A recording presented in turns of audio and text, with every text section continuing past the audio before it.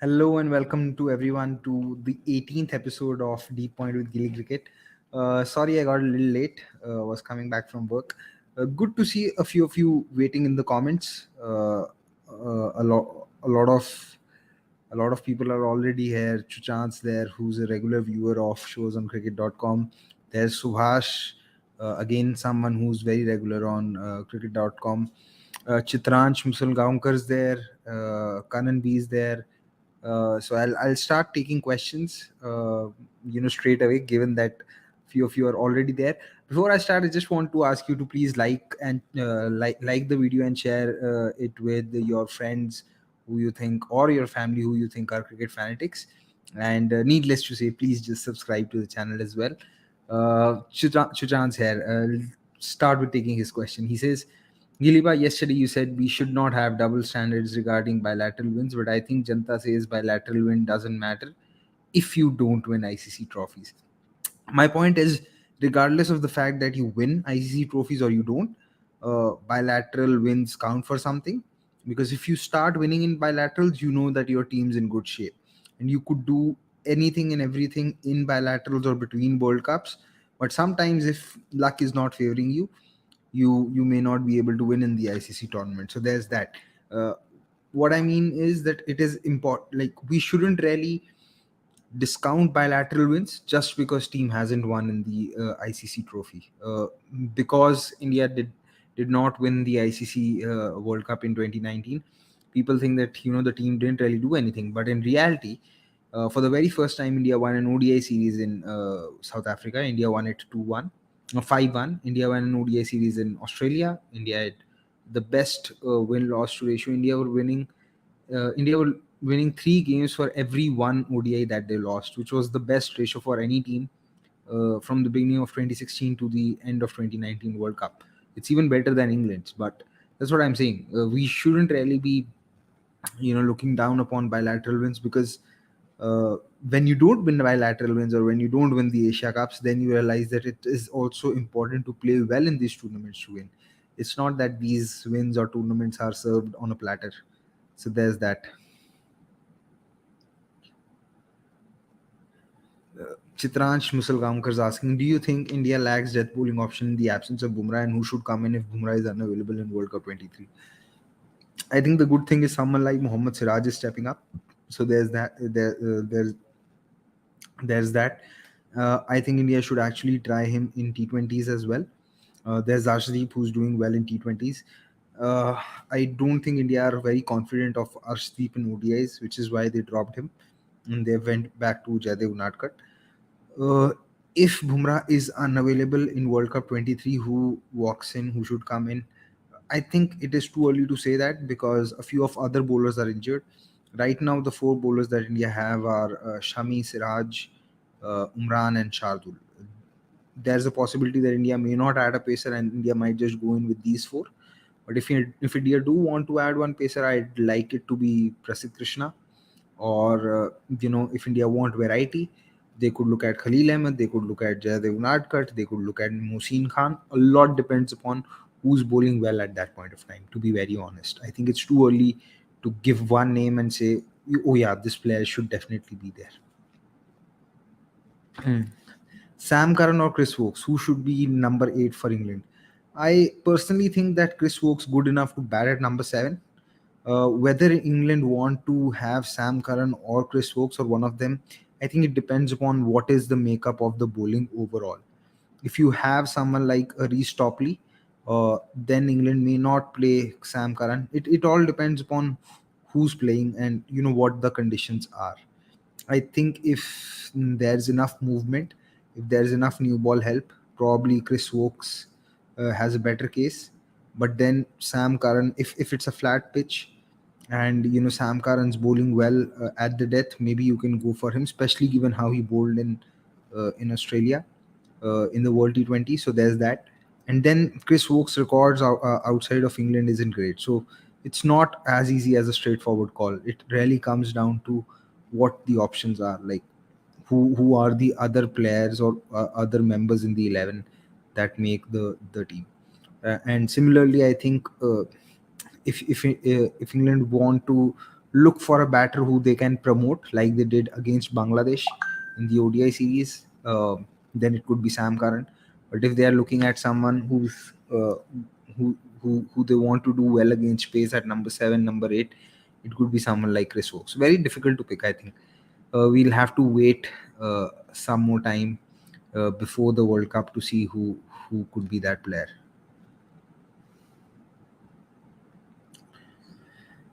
Karan B saying Virat and Rohit haven't been able to stitch a long innings many times after looking so good. Is age also playing a factor in the same?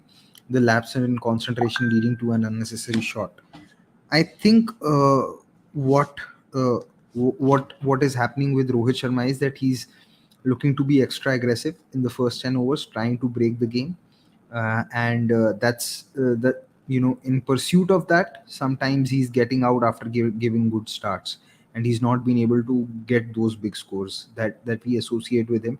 With Virat, uh, yeah, I think yesterday was a poor shot, because I wouldn't really say that he's struggling to stitch long innings, because very recently he did score 300s in 4 innings. So I still believe that Virat, once he gets in, can really make it count, as he showed in that test match as well in Ahmedabad. Yes, it was a flat pitch, and it was, batting wasn't as difficult, but you still need to apply yourself. So I don't think we can say this with Virat. With Rohit, we can say this because Rohit is actually trying to be far more aggressive than what he was earlier. Earlier, I think his strike rate in the power play used to be around 60, 70. He barely didn't used to take any risks in the first 12, 13, 14 overs, but now he's actively taking more risks. I'm not sure if it is because he realizes that India need to be far more aggressive, or if it's because he feels that, with the age catching up, he may not be able to bat as long as what he could do earlier. So this is something we'll have to, wait and see. uh, Chitransh Musulgaonkar is asking, what's your view on Rohit's statement about players resting in IPL when required? It's more of a statement to read between the lines. I don't think the board or selectors can really control how much games can a player play in the IPL. He said it that it is the franchisees who own the players then, so we really can't meddle into that, and the players are adults, so you would expect players to make the right decision and make the right call.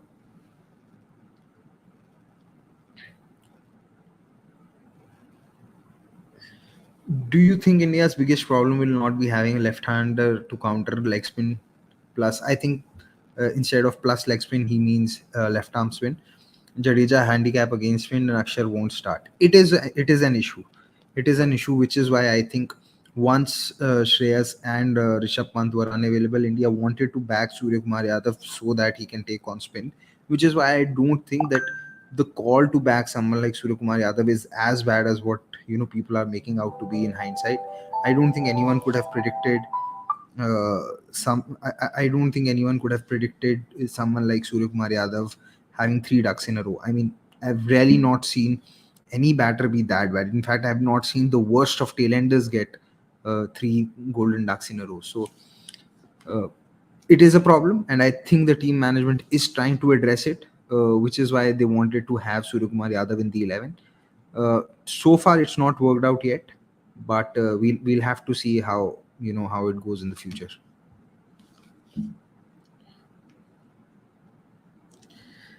Chujant is saying injuries are a part and parcel of the game. Do you think injuries have increased because the pace and intensity of the game has increased? Thoughts? Probably. There is far less downtime than what it was earlier. There is literally no break between games. It is something that I also feel. Sometimes I'm like, oh, there's a game. And, there are times I don't think I have enough bandwidth to watch a game very carefully and make observations or, talk about the game. So I can totally imagine how difficult it must be on cricketers themselves to play such regular cricket. So, uh, I think it's fair to say that the hectic schedule does play a part in not only injuries that players have, but also in terms of not allowing them any time to work on their weaknesses or shortcomings. It's something which even Rishabh Pant said in New Zealand when when he was asked by Harsha Bhole कि आप down time में क्या करते हैं, he said कि down time होना चाहिए पहले, तभी किसी वीकनेस पे काम कर पाएंगे. So yeah, I mean, it's It's really it would be funny to think that the schedule doesn't have a part to play in the injuries. What do you think of Nathkat's future with the ODI team? With limited ODIs to go, will he be receiving a chance since he has been a surprise inclusion to the ODI setup? No one can really say. Actually, I mean, I think he was included because the team management wanted to have a look at him, at least in the nets, if not in the 11. And I think till the time one of Shreyas or Pant are not available, they will continue to have a all-rounder at it. It could be Shardul, it could be Akshar, it could be Washington Sundar. I don't know. If Unadkat has a good IPL, who knows? He might just get a game. He might just play a few ODIs for India. It's very difficult to say. But one thing that I can say for sure is that the team management is trying to look for a left arm pace option, because they tried Arshdeep, albeit for a very short time. They've had Unadkat in the squad. And I do believe that they'll also look at someone like a Khalil Ahmed or Mohsin Khan whenever they're fit. Sir के L Rahul के साथ क्या मसला है? वो एक match में run बनाता है फिर नहीं बनाता, टेस्ट में भी ऐसा ही होता है उसके साथ। हर मैच में तो कोई भी रन नहीं बना सकता। मुझे लगता है पिछले मैच में वो अच्छा खेल रहे थे, थोड़ा स्लो हो गए थे, बट मुश्किल थे कंडीशंस बैटिंग करने के लिए। और जब उन्होंने अपनी गियर्स चेंज करना स्टार्ट किया था, जब तेज रन स्कोर करना शुरू किया था, वो आउट हो गए। मैं ये नहीं बोलूंगा वो खराब शॉट था, the ball was there to be hit, but कभी कभी एग्जीक्यूशन वैसी हो जाती है और मार्जिन बहुत छोटे हैं इस गेम में। तो आई डोंट थिंक कि अभी कुछ ओडीआईज में के राहुल को ओवर एनालाइज करने की जरूरत है मेरे हिसाब से।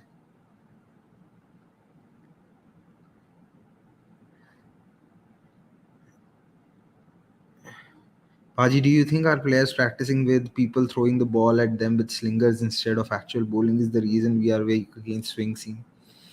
I'm not so sure. I don't think I can speak of practice methods because I've not seen them from up close.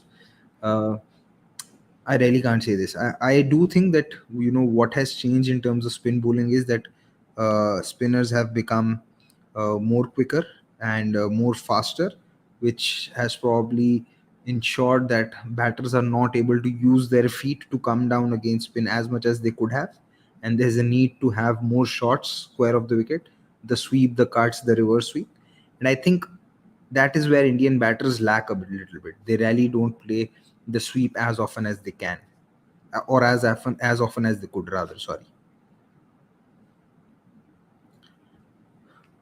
How can KL play so defensive walking at number four? I mean, why can't he? If the required rate wasn't so high, and you knew that there was Surya Kumar Yadav to follow. Your middle order's not been in great form of late. The pitch was difficult to bat. It wasn't a flat pitch by any means of imagination. Would you rather have had another wicket fall there and have a collapse like how you did in the last two ODIs?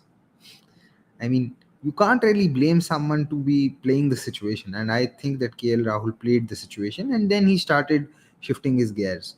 Uh, because at that point of time, had another wicket fallen, then India would have really lost the match a lot earlier than what they did. Do you think Sky will get more chances or Sanju will play at number four until a year return and Sanju adds backup wicketkeeper option? Ishan can't bat in the middle. I don't know if Sky will get more chances or not, but what I do think is that if Sanju comes in, I don't see him batting at number four. I think KL Rahul will bat at number four with Hardik Pandya at five, and then maybe Sanju Samson at six.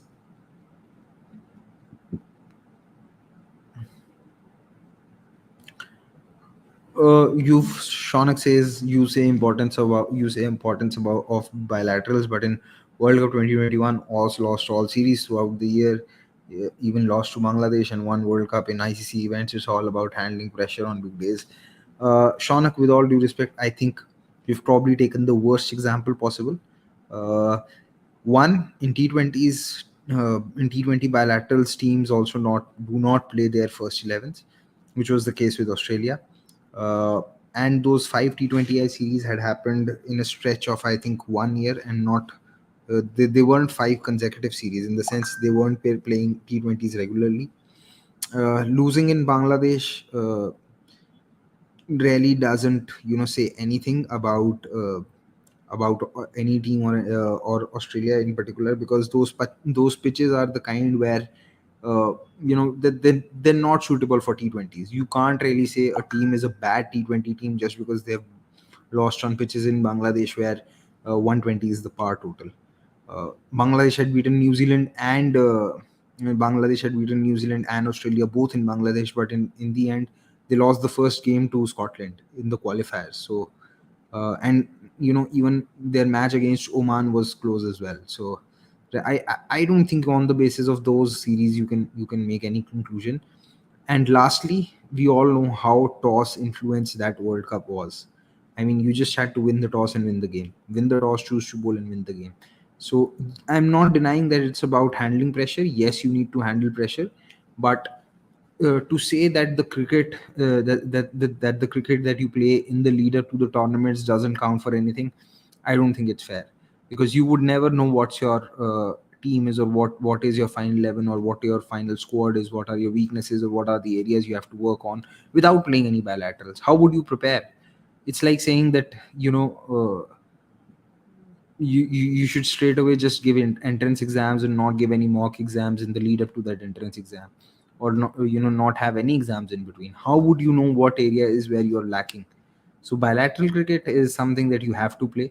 If you don't have to play bilateral cricket, there has to be some cricket that you play before the ICC tournaments or in between the ICC tournaments, or else you'll never know where your team's lacking. Also, I would request people to please send their comment once. Sending the comment 4 or 5 times doesn't really help. It becomes like spamming. Please don't do it. I am there. I will take your questions and I'll answer as many questions as possible, but please don't spam the comments. And another reminder, if you're watching this and if you like the video, please press the like button, share it with your friends, share it with your family who you think are, among the cricket fanatics or like cricket, and don't forget to subscribe to cricket.com. Anyway, taking the next question. Okay, so Piyush is here. Piyush is someone who I've interacted with a lot. Um, Cricket Talks with PY is his channel. He says, "Sir, how many spinners should we pick in the World Cup squad? There are too many options: Jaddu, Akshar, Sundar, Kuldeep, and Chahal. I think one of Kuldeep or Chahal will make it. I think Jadeja will be there for sure. And then between Akshar and Sundar, you might have one of them playing in a few games, like how they did in the last two ODIs. So I think Jaddu, Akshay Sundar, all of them might be there along with. At this point of time, I think Kuldeep's the front runner and Chahal might be left out.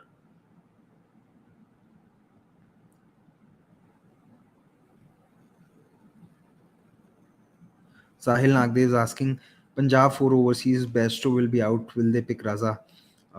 So Livingston is going to play for sure. So is Sam Curran. One of Rabada or Ellis will play. I think Rabada may not be available for the first few games, so it might be Ellis.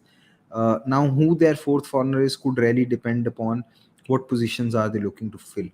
If they want a left-hander and if they want an aggressive left-hander, they could really have someone like Bhanuka Rajapaksa, bat at 3, with Prab Simran Singh and Shikhar Dhawan opening. But if they want to strengthen their lower middle order, then they could go for Sikandar Raza. But I feel having Bhanuka Rajapaksa will make much more sense, because they already have Jitesh Sharma and Shahrukh Khan. So you do have players who can bat at 5, 6, 7. So you'd rather try and have someone like a Bhanuka Rajapaksa up in the batting up in the order. So there's that. And yeah, taking the next question.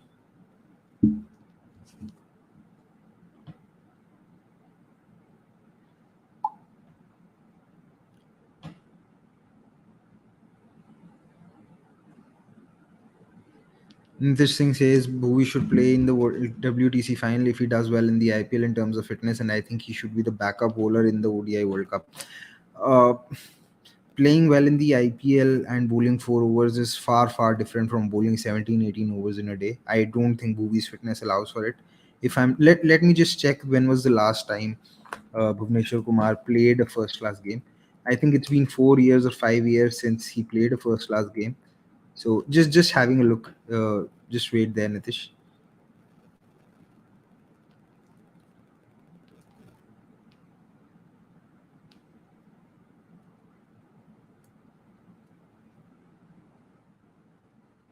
Yeah.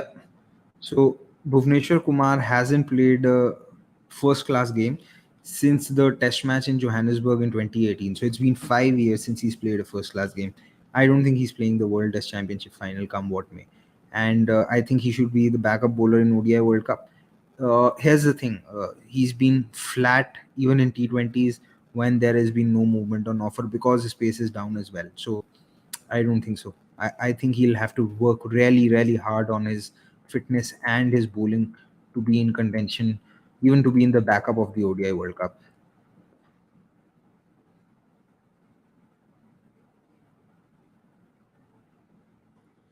Abhinav Gupta is asking, last year Sanju revealed he was told by the team management to prepare for specific roles for ODIs. Why doesn't he fit into the team now? See, it's really unfortunate. I mean, I like Sanju and I think he's done well in the limited opportunities he's got, but there aren't enough spaces to have both Sanju and Surya Kumar Yadav. And I've said this before, Surya Kumar Yadav is team management's preference because of what he's done in T20 internationals, and now people might say, okay, it's a different format, but at the end of the day, it's still the same game. And it's not. I mean, this team management is willing to take a punt on Surya Kumar Yadav in Test matches. There's no reason why they won't be willing to take a punt on Surya Kumar Yadav in ODIs. And I don't think that Surya Kumar Yadav is a definite failure in ODIs, is what people are making out to be. Should Sanju Samson be given his chances ahead of Surya Kumar Yadav? Probably yes. But we also have to realize and remember that Surya Kumar Yadav was selected ahead of Sanju Samson in ODIs. So there's that as well. And he was ahead in the pecking order, even though I would have wanted Sanju Samson to get those chances. Now, what does the future hold for them? Honestly, I don't know. And I don't think anyone knows. I think it will all come down to how both the batters fare in the IPL and who has more confidence of the team management. And unfortunately, the makeup of the team is such that both can't get into the 11. Only one will. And as an Indian cricket fan, I hope that whosoever does well. And yes, it's unfortunate on Sanju Samson, but if you look at Indian cricket history or any point of time of Indian cricket, there will always be players who you felt deserved better but couldn't get their chances. My mind goes back to early 2009, early 2010, 2011, 2012. And if you still go back and see those articles, because they are there on Cricinfo, they're on most so many cricket websites. Before every series, there was a talk between who will play, whether it will be Rohit Sharma or Manoj Tiwari. But MS Dhoni continued to back Rohit Sharma. MS Dhoni continued to back Ravindra Jadeja. Even this management, not very long ago, was backing Rishabh Pant despite his, suboptimal returns in T20 internationals. I don't think you can blame a team management for backing someone like Surya Kumar Yadav because the obvious skill is there. But at the same time, if you are feeling that Sanju Samson is hard done by, it's fair. But once you have chosen to back a player, you have to give that player a decent amount of backing. That is where I'm coming from. And I also think that the usage of Surya Kumar Yadav could have been better in these three ODIs. Shouldn't have been batting at number 4. And I would say the same if and whenever Sanju Samson makes it to the team. Don't bat him at number 4, bat him at number 5 or number 6. Just give me a moment.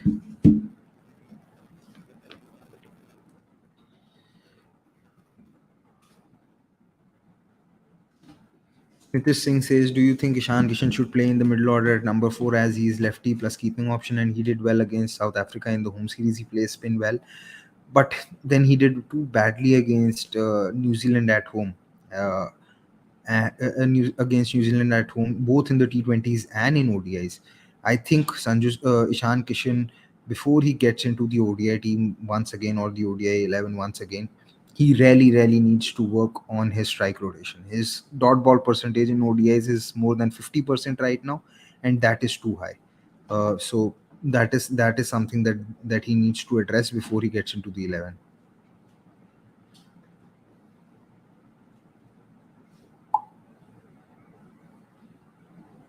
Just give me a moment.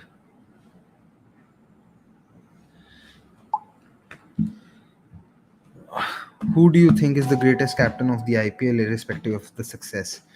I think the best captain that I have seen in my time in Indian cricket, regardless of the results, I'll say this not because of the results, is MS Dhoni, because he was just smart. He was very smart. He had you know his IQ, his cricketing IQ was far more than the cricketing IQ of any average cricketer, and that is what I think set him apart as a leader and as a captain. This is something that I thoroughly maintain, and I would have said this even if he wouldn't have had the trophies.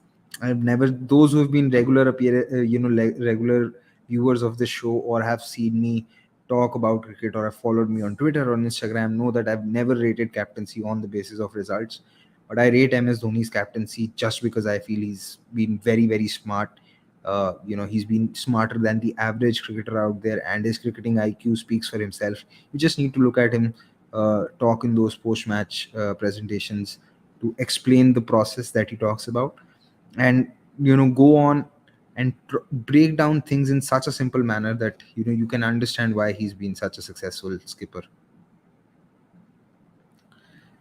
Shreyas Iyer skipping IPL to play in World Cup. What is your take, sir? Is it safe for him to procrastinate surgery? I don't know. I am not a doctor, so I really can't say. And to be very honest, I've not really read at full length what his reports say or what is the exact information. So I can't make this judgment if it is safe for him to procrastinate or not. Can't really say. I have already taken this question. Isn't Surya himself bad against left arm though? And who is better skilled against spin, Samson or Sky? I think left arm spin is one bowling option that against which most right-handers struggle with, but Surya is still better than others. And overall, I think Surya Kumar Yadav is the better is more skilled against spin.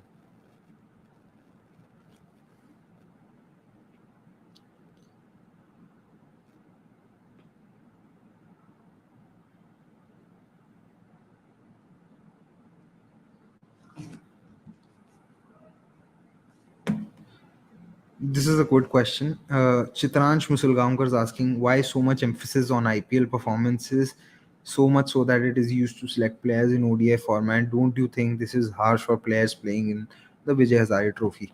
This is an excellent question, and there's obvious merit to this. What I think is that what happens is the fact that when you play the Vijay Hazare Trophy, or when you play the Ranji Trophy, or when you play the Syed Mushtaq Ali Trophy, there are 38 teams playing the competition, and when you have so many teams, the quality of an individual team is bound to take a hit, because I don't think you can have uh, enough quality in each team when you have so many teams. So selectors and team management are aware of that fact. They know that a lot of teams in the competition, in the domestic competition, are really not as strong as as the average team in the IPL, which is why sometimes the performances in the IPL carry a lot more weightage than what you would say performances in the Vijay Hazare Trophy would. And I still feel it is okay to sort of uh, to sort of pick players in ODIs on the basis of their T20 form, because these two formats are becoming more and more closer. But I don't think the selections in test matches should really happen on the basis of T20s. Let me rephrase this a little. I can understand why performances or like selections in ODI cricket will happen on the basis of showings in the Indian T20 league for their respective franchises, but uh, I don't understand that when that happens on the basis of test matches. And I've been saying this for quite some time, that in the Indian domestic competitions, which is the Ranji Trophy or the Syed Mushtaq Ali or the Vijay Hazare Trophy, there needs to be lesser teams so that good quality players are not spread over 38 teams. You need to have fewer teams so that the quality in each team is good enough to make sure that there are no one-sided matches, or there is no great gulf in the quality of one domestic team than the other. We've seen this often in the domestic tournament, that one Ranji team is so strong and that the other can't even compete. So we've had 800 runs scored by Jharkhand against one of the northeast teams. It's so that really doesn't add up, and that really doesn't test the players. So That is my opinion. And I think because the selectors and team management also know that, that is why they sometimes give a lot more preference to the performances in the Indian T20 league than say in the domestic tournaments. England lost Archer Stone for 2 years, still they managed to win T20 World Cup, but our dumb management hasn't developed any players or backups like Bumrah. IPL is becoming EPL where overseas reaps benefits. Okay, so England won the World T20 in 2022 in November. Archer was ruled out of for injury, I think, in March 2021 or maybe April. March. That's roughly 18 months. And Jasprit Bumrah was ruled out of the World Cup, of the T20 World Cup, 15 days before the tournament, or probably at max 20-25 days. Ravindra Jadeja was probably ruled out a month before the World T20. So we need to have a little bit of perspective before saying that, oh, we didn't really develop a backup like Bumrah. And backups like Bumrah are not something that are developed overnight. Having said that, the cricketing structure in England is very very different from the cricketing structure in India. I'm not saying that their management is isn't one management that looks far ahead than probably the Indian team management, but we still need to have some perspective, right? Uh, I think it's really unfair to make this comparison. Uh, Having said that, can the Indian team management be better and look for reinforcements? Yes. Uh, do they do that actively? In some cases, yes. In some cases, no. Is it always possible to look for those reinforcements for each and every player? I don't think so. For some players it is, for some players it is not easy. So we need to have a little bit of perspective, Shubham, before we just start making these direct comparisons. And once again, I am asking those who are watching this video that please, please, please don't repeat your comments. I see some comments that have been there 7 or 8 times. Please don't do that. They really create a spam. I will have no other option but to, block you for 5 minutes or so that I can read other comments.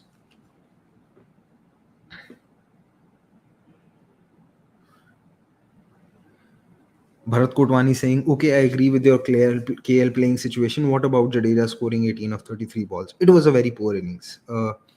And it became poorer, especially with the way that he got out. I said this earlier when we were reviewing the game last night that after that Zampa over, there were 4 overs of pace to be bowled, out of which 2 overs were to be bowled by Stoinis. And Jadeja is good enough to take 25 runs in those 2 overs. He should have probably waited out that over. And yes, Jadeja, while finishing, has shown that he's not been the smartest of cricketers. And it is one aspect of his game that really requires a lot of work, to be very honest. So, yeah, not defending Jadeja's batting there, it was poor. Do you think it was a wrong decision of Rohit Dravid to sign Surya late in the innings? He was sitting out there since first wickets, and pressure might have been mounted on him in the dugout itself. Well, pressure would have been on him regardless of what position he walks in at. I don't think I don't think holding him back was was a worse decision or was a bad decision. It was understandable to send KL Rahul at 4. Maybe they could have sent Surya at 6 instead of 7. But yeah, it's not something that I think is that big of a decision. They wanted to protect a player who was struggling, and they tried their best. But Surya has not had very good luck in this series as well, because the ball stayed low yesterday, and before that, the 2 innings that he had, or the 2 balls that he faced of Stark. I've said this before that I think probably 90% of right-handed batters, if not 95% of 90 right-hand batters, would have got on out to those deliveries.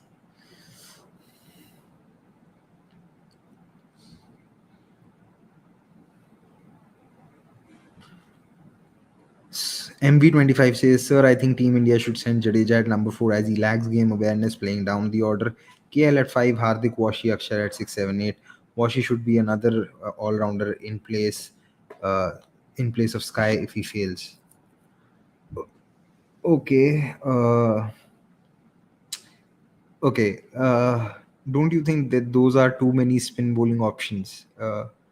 And I don't think all three of I don't think playing all three of Jadeja, Akshar, and Washi is in the plans at the moment. And Jadeja being sent at number 4 isn't a great idea because he's particularly not very good against spin. And if you have spin bowlers bowling in operation, especially a left arm spinner or a right arm leg spinner, I don't think Jadeja can really help in those situations. He can be sent out to bat when the pace bowlers are bowling and the ball is swinging, but not really when the spinners are bowling. So uh, I do agree partially with you that he lacks game awareness playing down the order, but I'm not so sure sending him at number four in every situation is going to help, because we saw that in that test match in Indore as well. That he got into a bit of a fix versus spin, couldn't really get the scoreboard moving. Has the BCCI contracts been renewed? It was supposed to be end of February. Do you know the status? Is Sanju included in the contract? Hi, Fabian. I think I've seen you for the first time on the show. Good to see you. But no, I don't think the contracts have been renewed yet. Shubham Sharma says Rohit and Dravid will play safe in bilateral and experiment in World Cup. Then they will give excuses like process, bad day. Why Imran Sundar has not played versus good opponents. I agree on the Umran Malik bit, because I was of the opinion that Umran Malik should have played ahead of Shardul, even if it means that he'll lose a few games, because someone like Umran Malik needs a lot more games than a Shardul, because you already know what you're going to get with Shardul. With Umran, not so much, and express pacers like Umran actually function between high variances. You want these players to play as much as possible so that you know what is their mean performance or an average performance, and uh, someone like him will only develop as he plays a lot more, because he's young, he's not really played a lot, he's inexperienced, so you have to give him a lot of game time. But they want to play it safe because they want to win a bilateral series, because if they don't win a bilateral series, what happens is that people lose their shit, and we have so much of analysis paralysis that it really takes a toll on the team management. And see, they can say that they may not be affected by the conversations that happen outside, but it is impossible, because though they are human beings as well, they are not robots. And when you are under constant scrutiny of such a huge fan base, you are bound to have a few doubts, especially when results are not going your way.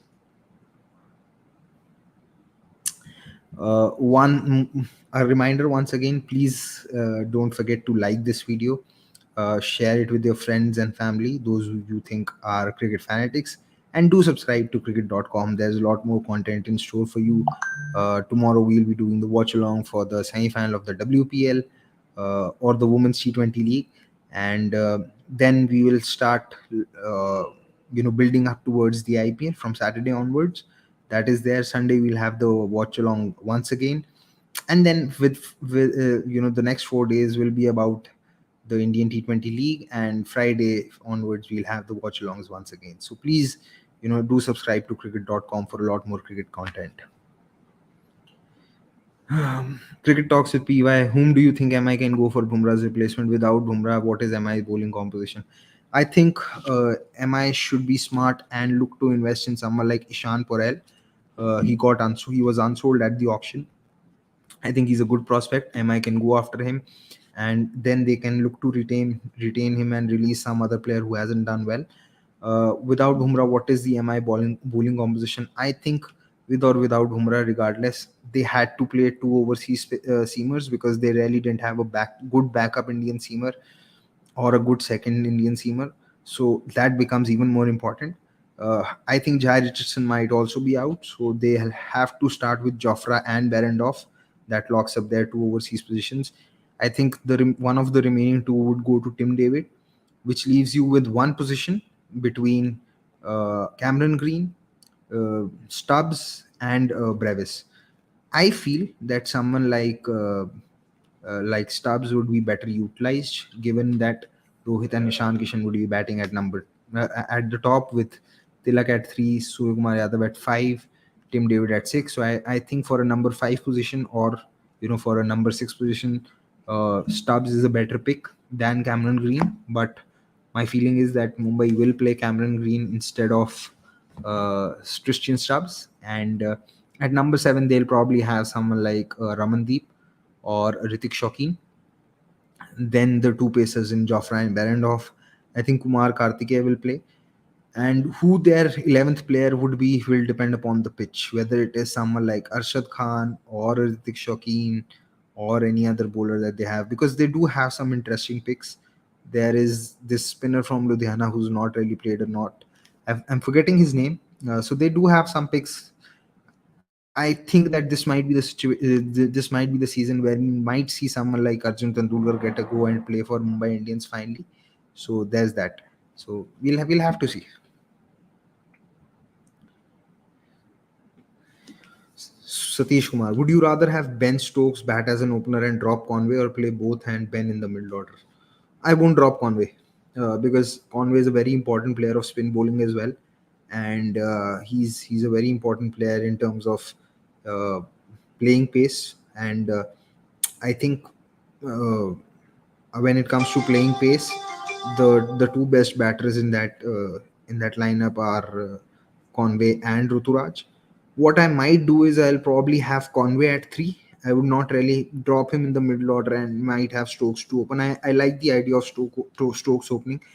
I said this on the day of the auction as well when Chennai got him, that if Stokes has to play, Stokes has to open. Stokes opens with Ruturaj. Ruturaj takes on spin bowling. Stokes goes after pace.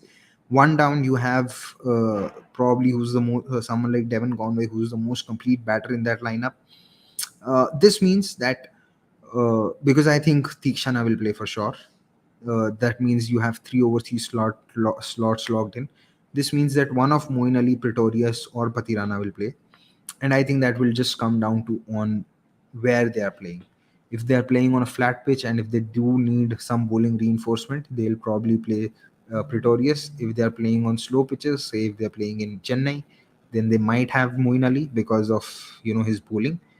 And if they think that they need some surprise, they need someone slingy, they could go for Patirana.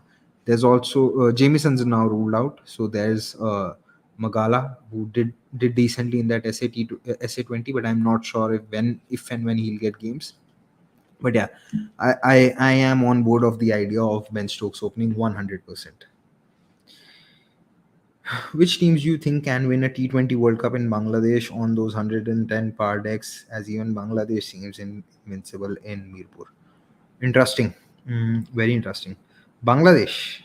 I think bowling is going to be very important. Uh, I think India can do decently as well. Uh, Not so sure about other teams. Maybe Sri Lanka with Hasaranga, with Hasaranga being there. Prabhat Jayasuriya and all these spinners. Even Dhananjay De Silva might become a proper four overs bowler in those conditions. So you'd have to say Asian teams have the best chance. Even Pakistan might do decently with Shadab, Nawaz, and who knows if they bring in Imad Wasim as well. So you don't know, but you'll have to take a few guesses and see.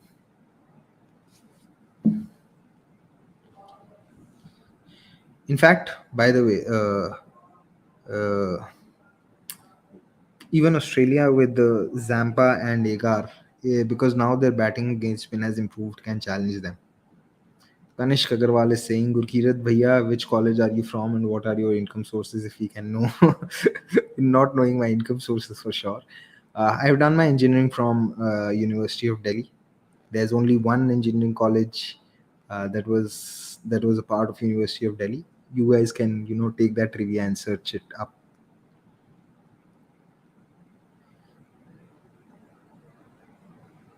Akshat Mishra's there. Hello, Baji. Hi, Akshat. How are you? Uh, Anurag Jha. If Mohsin Khan have a good IPL, would the team management will think about him in ODIs? They might, as I've said it before.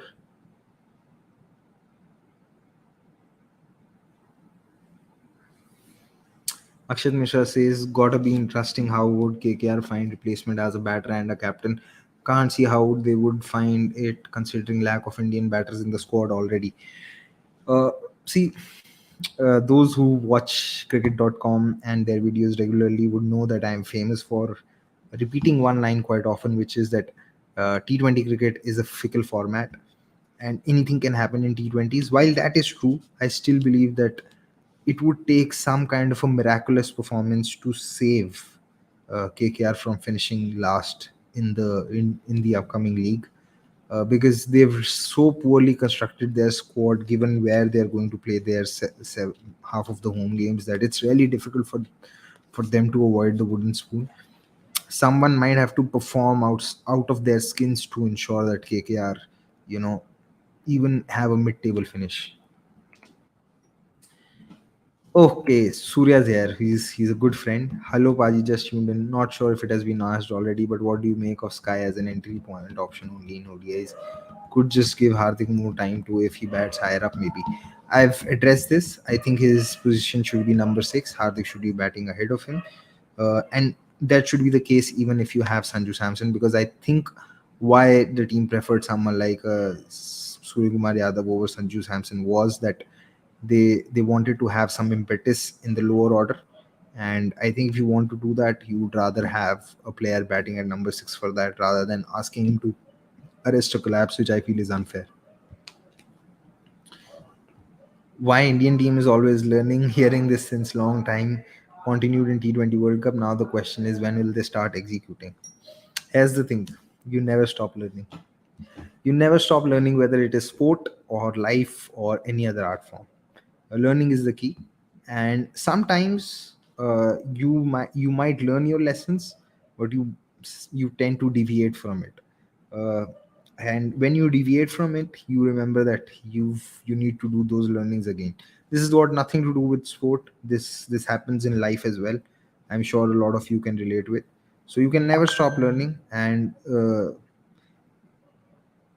the part about execution is, I think you can be better in terms of preparation, but sometimes even the execution isn't in your control. And because the opponent can be better on a few days, that is something that I think uh, we need to understand and have a perspective to when we are talking about sport or analyzing it. uh, and yeah, I mean, it's, if you think about it, if you look back at the India Pakistan game in the last World T20, it's not that Pakistan were poor with the ball, or that they they had an issue in execution. It's just that Virat Kohli was too good, and on some days that can happen, regardless of your best efforts. And similarly, someone else can do the same to the Indian team. So this perspective is something that I feel is lacking, and the better we have that perspective, the better it would be for all of us and for our collective, you know, peace of minds when it comes to analyzing the sport.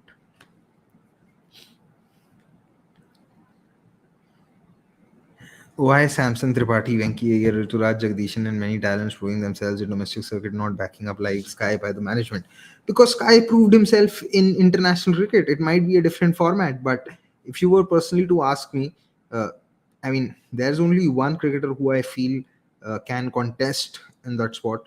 Uh, Maybe okay, Rahul Tripathi as well, but Ruturaj is an opener. Ruturaj and Sky aren't really competing for the same spot. Uh, Jagdishan is a very slow starter. It's been an issue with him in T20s as well, and he really needs to work on his game against pace. And I've addressed this before, that because of the level of competition that is there in the domestic competition, such as the VHT or the SMAT or the Ranji Trophy, just the amount of runs isn't the exact measure of the quality of a player. And it's got nothing to do. I'm not taking a dig at any player, but I'm just trying to explain what the difference is. In IPL, the average team is still stronger than probably what the average team might be in a VHT, and you need to take those performances with some sort of a context and some sort of a pinch of salt. I mean, you need to look at the team against which Jagdishan scored his double hundred. I'm not taking anything away from Jagdishan, but you also need to take into account the opposition. If you are going to call people stat patters in international cricket for doing well against teams like Zimbabwe, Ireland, Bangladesh, I don't know, Ireland, uh, then by that same logic, people should really uh, look into those domestic numbers as well before they start really making equivalences between a player who's been successful at the international level and the players who's yet to make a mark at the international level. Venki Iyer, I think, was more of a panic selection by the Indian team. because Hardik really didn't have a good T20 World Cup in 2021. And once they realized that Hardik's back and doing well in the Indian T20 league, they got him back. And it was bound to happen with Venkatesh Iyer because it looked like that he was still not prepared for international cricket. Whether it was unfair to drop him only after a few chances, yes, but no two same players, not every player is going to get the same level of chances, because there are some players who have more ability, there are some players who have more skill, and who gets how many chances or who gets selected is a very subjective call. It's something that I've been tired of repeating. uh, it's something that I'm tired of repeating, because you can't really you know say that you can't have, if selections were just to be based on numbers, you'd rather have artificial AI softwares make those selections. You wouldn't really have human beings doing those. Also coming to Rahul Tripathi has got his chances in T20 internationals. He'll have to wait for his turn in ODIs.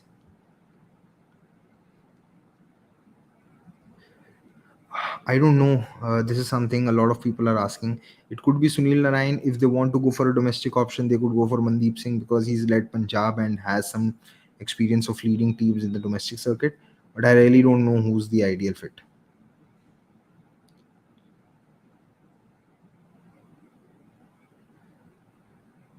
Who do you think can replace Bairstow for Punjab? Jason Roy, Shanaka, or Sterling? I'd rather want them to have a middle order batter who can play spin well in the middle order, because that is one area which they suffered in the last IPL. And if they can do that, they'd be more suited to. So that rules out Jason Roy, that rules out Shanaka, that rules out Sterling. I'd rather have them have a player who can play spin well in the middle order, and then uh, probably uh, if it's a left-hander, even better. Do you think win lose the World Cup, Virat, Rohit, Shami should say bye bye, Tata bye bye to white ball format? They can still learn money in IPL, leave something for our youngsters. See, it's a very personal call. If they feel they can still make a contribution, and if they are hungry for it, then you can't force them to retire. But yes, you can drop them if you think that uh, their contribution is not worth it and they may not be around for the next World Cup. So if the selectors feel that they can't contribute enough, might as well drop them. But it would be interesting to see what happens post the World Cup, regardless of the result.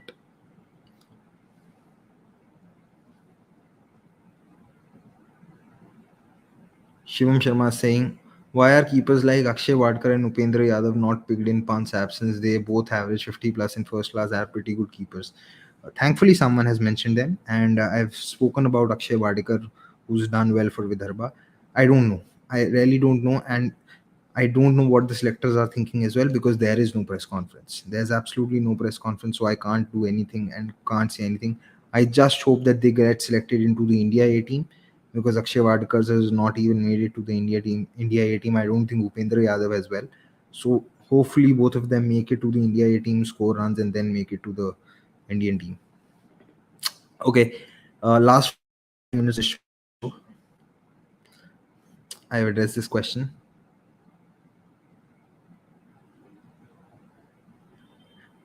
Off topic question: pointing era for Australia, Smith era for South Africa, West Indies eras in the 80s. Which Indian era? I don't understand. You want me to pick among three of them, or you want me to ask about an Indian era? If you could rephrase your question, it would be better. Sahil Nagdev is saying management is getting blamed a lot for all things. LOL, India tried Avesh for Bumrah replacement and Harshal got out of form at the end moment. Prasid Mohin. Exactly what I'm saying. India did back Avesh Khan enough, but he didn't deliver. And India backed Pant as well. He also didn't deliver. And you can't blame management for backing a player like Pant.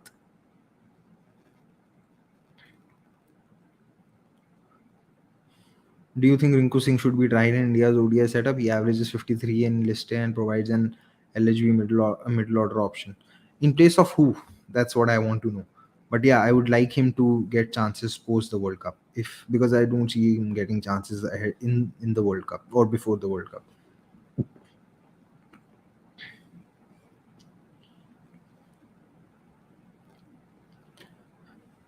Satish Kumar is asking, with Warner's lack of form, is DC in bit of a trouble given that he's been made the captain?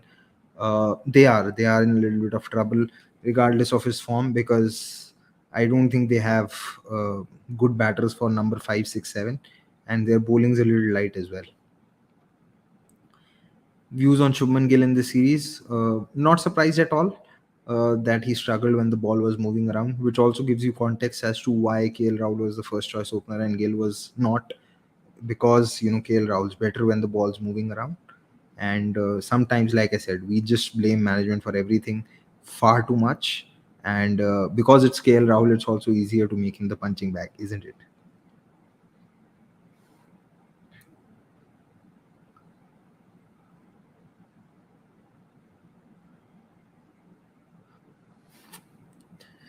Don't you think that the way Dravid was writing notes after every dismissal of our batters, he must have? I hope I hope he has written a novel either way, because I believe that Rahul Dravid is a very eloquent cricketer. He has a lot of thoughts. He speaks well.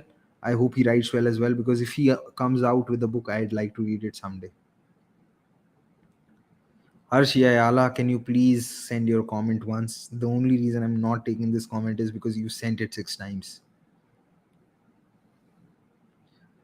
Surya Sheshas mentions Nehal Vadera. I think, yes, this is the MI player that I was talking about. Thank you. I forgot the name.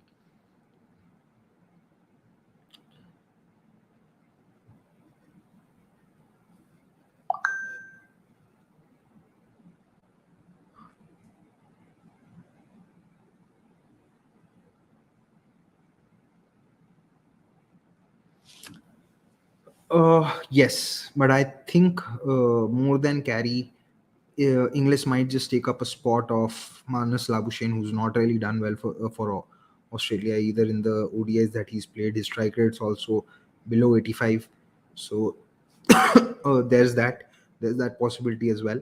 So they should really think about Josh Inglis. This is a good question.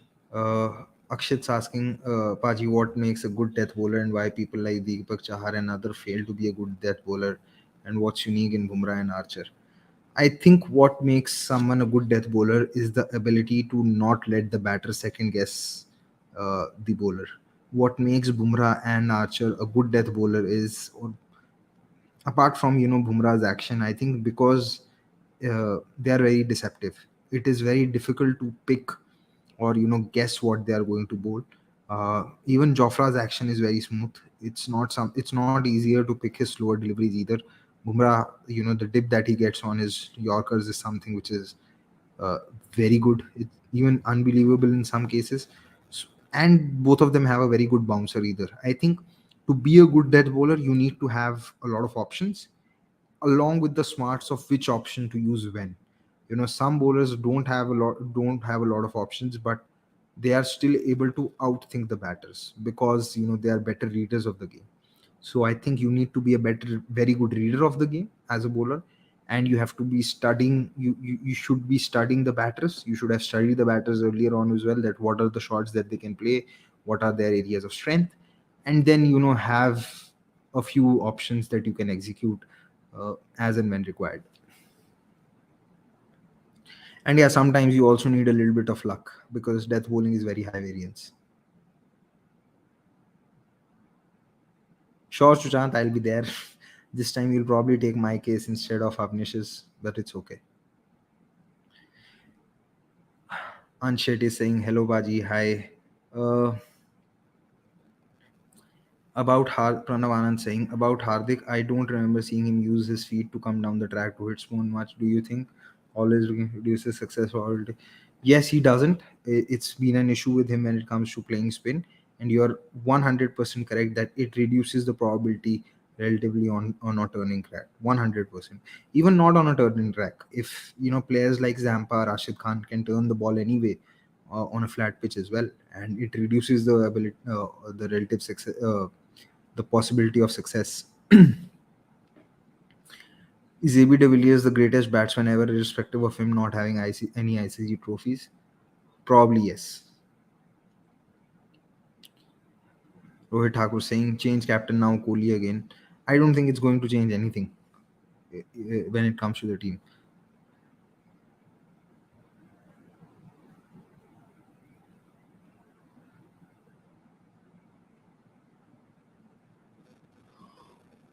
Surya saying, Paji, here's a left field idea with respect to MI replacing Bumrah. They're liking a wrist spinner besides Chawla. Shreyas Gopal is an optional player. It depends on who their third overseas seamer is, because Jair Richardson is also injured. I don't mind the idea. You can do that, but I don't know if they'll do it, because if they do that, then they'll have to drop probably Tim David as well, uh, and play Cameron Green. So I don't know what they're going to try and do. One last question now, because I've been on for 1 hour and it's really difficult to keep talking. The Sports Breakdown is asking, do you think CSK's death bowling is weak despite having Deepak Chahar back? Can we see Ben Stokes bowling in the death as well? Well, Deepak Chahar is not a death bowler. That is one. Can we see Ben Stokes bowling at the death? Possibly, yes. In Chennai, he can do the job with his cutters. Uh, but I wouldn't really want him to bowl regularly at the death.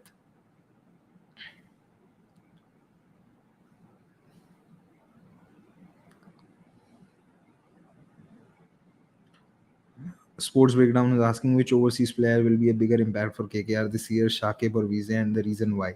I'm not so sure if both of them will be a part of the starting first 11. Uh, and I feel that someone like Liton Das has a greater chance to make an impact, because if Gurbaz doesn't play, then they can replace him with Liton, and Liton at the top of the order, at the top of the order on his day, can really take the game away. So yeah. Would love to get notified about the Deep Point show through your tweet on the same day it's happening. Sure, I do make it a point. What you could also do is you could press the bell icon on the video right now, so that you're notified whenever cricket.com goes live or whenever our new videos come out. Anyway, enough of the questions for today. I just want to thank all of you for tuning in, as always, like you guys do. And it's something that I say after the end of at the end of the every show. It's probably becoming a kind of a ritual, but I really like the fact that so many of you turn up, ask your questions about cricket, place your faith in me, and place your faith in me and ask me about your doubts and your opinions on the game, discuss your queries. It's something which gives me a lot of satisfaction. I look to do that a lot more than what I've done so far, and I just want to thank all of you for the support that you pour in with in every video that I do. And yeah, you can follow me on Twitter as well as Instagram. On Twitter it is Gurkirat on Instagram it is GillyCricket. And yeah, don't forget to like the video once again, share it with your friends, subscribe to the channel, and yeah, keep following me and keep asking questions and keep watching cricket. Thank you so much. Goodbye, good night.